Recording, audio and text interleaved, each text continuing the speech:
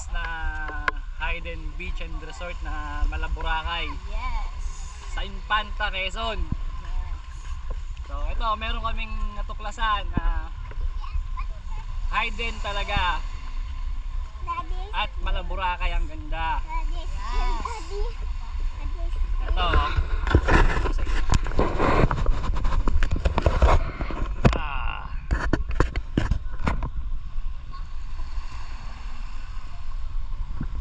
Oh, di ba? Parang Boracay. Malaboracay ang ganda. Dito lang yan sa Maca Beach.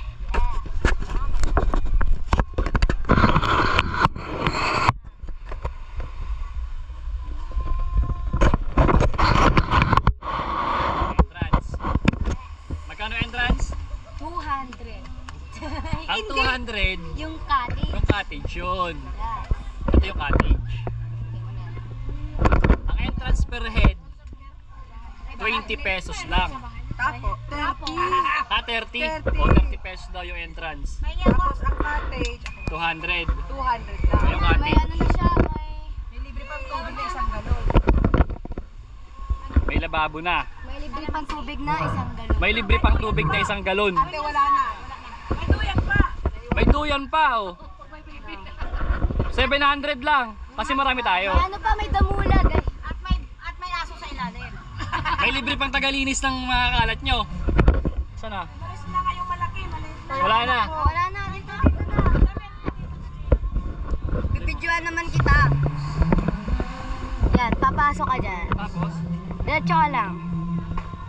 Papakita mo sa kanila.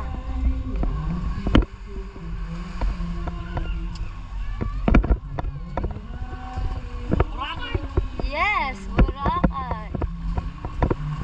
Pero nasa Polillo Island siya. Bordeos pala, Bordeos.